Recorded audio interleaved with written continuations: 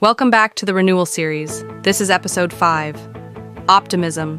Lots of optimism and positivity. Now listen, this one's important. We live in a world that loves to call optimism naive. But I'm here to tell you, optimism isn't soft, it's strong. To believe that things can get better, especially when they don't look that way yet, that's not foolishness. That's faith. That's power. That's what moves us forward. Let's talk about the necessity of optimism and how to build it, right where you are. There's a myth that optimism is something you're either born with or not, that some people just have it and others don't. But the truth is, optimism is a choice. Every single day, you decide what lens to put on. You can wake up and see possibility or problems. You can focus on progress or pain. You can believe in what's coming or cling to what's gone. Optimism is not blind. It doesn't ignore struggle, but it refuses to let struggle define the whole story.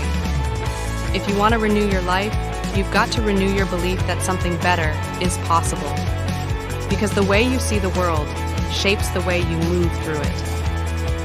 So how do you build optimism, especially when life feels dark? Think of optimism like a muscle. It gets stronger with use. Here are 3 daily practices that help. 1.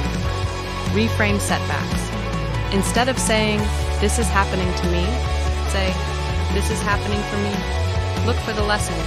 Look for the strength you're gaining. Even pain has a purpose. 2. Speak positively, especially to yourself. Your inner voice is powerful. Say things like, "I can figure this out. This won't last forever. Good things are still coming." That's not fluff, that's fuel. 3. Celebrate small wins. Did you show up today? Did you try again? Did you take one step forward? Celebrate it. That builds momentum.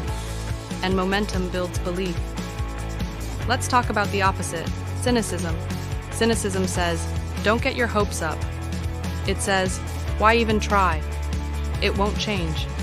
It acts like protection, but really, it's a cage. Some people wear cynicism like armor. But here's the truth. Cynicism protects you from disappointment, but it also blocks you from joy. It's easy to be cynical, but easy doesn't lead to renewal.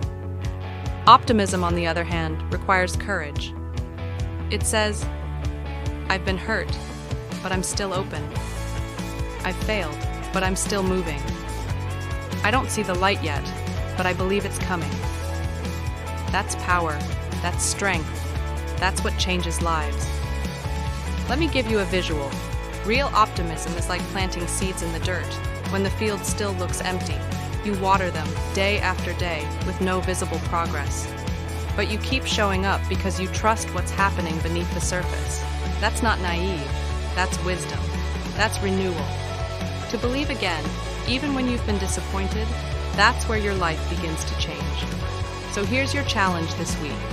Practice optimism on purpose. Each day, speak life into your situation.